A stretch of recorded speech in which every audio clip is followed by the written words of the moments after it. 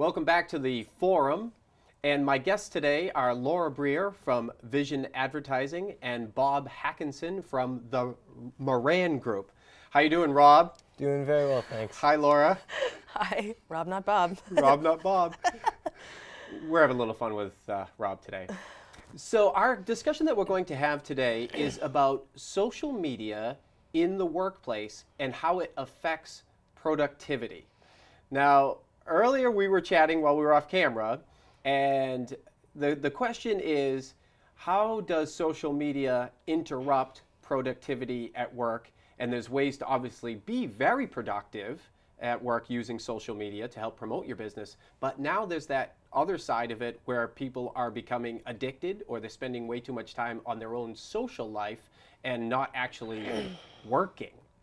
So, who wants to start the floor? How about our social media expert? How do you feel about social media in the workplace and how it can affect productivity? With the exception of myself, where I'm paid to play on Facebook all day long. Most people are not. Everyone else, though, I would highly recommend get off Farmville during the day. You're not paid to harvest your crops, you know. I'm sure you've seen like dozens of people like logged on during the day like, oh, I just harvested this and harvested that. How's that working out for your bottom line? Yeah, now just for clarification too, what is Farmville? It's a game? Is it effectively a game? Yeah, it's a game. It's probably like a really redonkulously addictive game that people play where they get to like build their own little farms and stuff, and you get points and neighbors and all sorts of crazy stuff. And people are like addicted. It's almost like a subculture. It's crazy. And you know, there's more farms on Farmville than there are in the United States. It's a stat. It's true. That is a scary thought. I know. Have you been farming, Rob? I have not. That's the first time. Gotta go check it out now. You know? Geez, you're missing out. I know, apparently. Will you be my neighbor? He's saying no.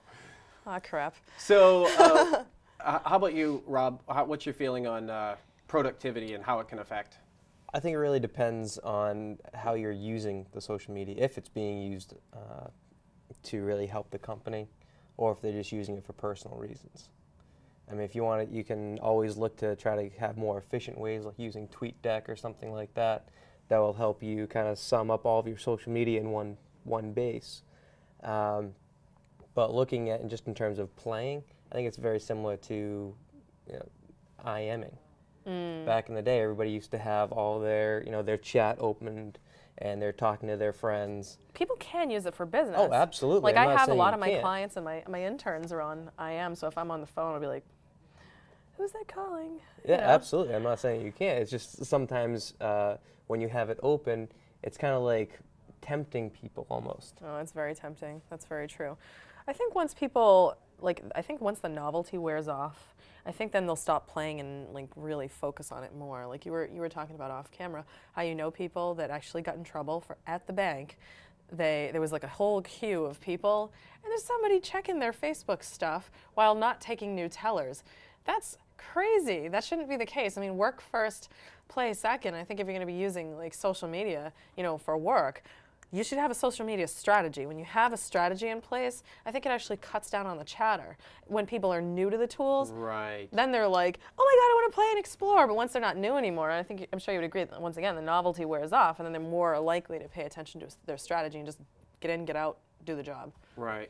Absolutely. I think especially now that social media is kind of getting more and more into the B2B or into the business world, and companies are starting to embrace it and use it as a marketing tool, I don't think those protocols are in place yet. As soon as they do become in place and the companies sit there and say, okay, here's the strategy. You can go on Facebook, but this is what we want you to do on Facebook. Right. Now giving those assignments, that'll kind of increase productivity, really. I agree. I think people should not necessarily really like abstain from engaging in like their personal connections and stuff, because part of that actually parlays into the business stuff. Because if you have a great relationship, let's say you're at the bank or something, and you connect with some of your customers on Facebook, but you categorize them so they can't necessarily see everything, and they can't see everything that you're posting. You have that professional barrier, but you can build better relationships. The bank ends up winning, even though they're not really marketing, they're just relationship building. That has value, financial value. I agree with that. That's effectively networking. Yeah. That's what we're saying, that you are networking. You're using your social media to network. And I think that makes a lot of sense. But I think then the problem is the company needs to educate their employees. Listen, this is what we really want to do. I Right. mean, you and I had that conversation, the conversation earlier about the whole point is to build relationships. So we get back to the good old days, you know, where everybody knew everybody and you knew what was going on and you actually knew people and you knew their kids. And Are you kidding me? When I went to the library, they knew me when I was like this high. They'd be like, "Hi, Laura," and they'd help me check out my favorite books.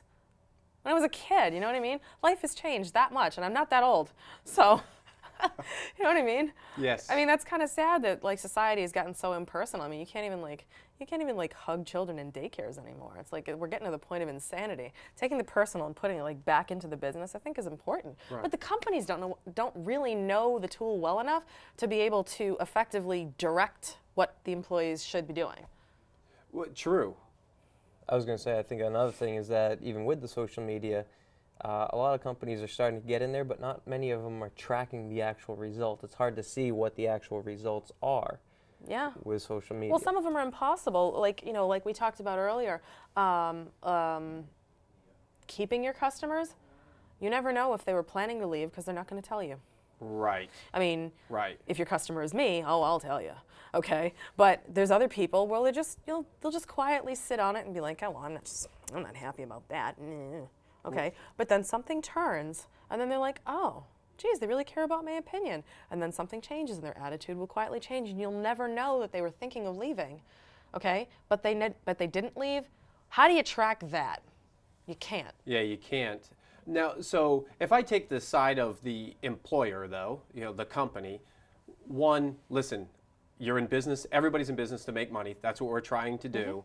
But social media is not going away. No, people love it too much. And we're growing up, like our kids are growing up. I mean, it's just part of their fabric. So as a result, moving forward, I think that companies are going to have to embrace a strategy for, here's my company policy for social media, here's how we use it, this is what you can use it for. By the way, we love social media, here's how we use it here. Right. And so, you know, maybe that allows them to build their farm Right. of potentials and existing customers. And they can harvest the profits. They can still do that, you know. So you can still use social media for your own. If you got to get your fix, let them get their fix, but in a way that helps you. In other words, freedom within structure. Exactly. I just think that that's probably a smart approach that companies should embrace. Well, I think there's a lot of unfortunate occurrences where there's companies led by very old-fashioned minded people that aren't necessarily older, but they've got the mindset of the old-fashioned mentality where they don't believe it's necessarily here to stay. Like some people are like, oh, websites are a fad. Really? Where are you now? How's your website? I see you like it. Good job. You know what I mean? There's things like that, but I mean, the fastest growing segment of people on Facebook is women. I believe it's like 45 to 55.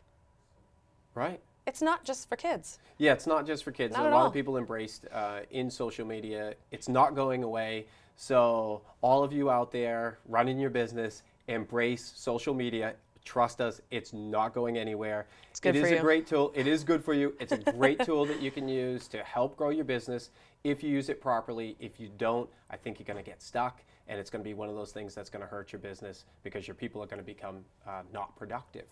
I want to thank my guests, Laura Breer from Vision Advertising. Thanks. And Bob Hackinson from Rob. the Moran Group. Rob. Did it again. If you want to learn more, go to www.reverbnetwork.com. Thanks for watching. Come back and see us.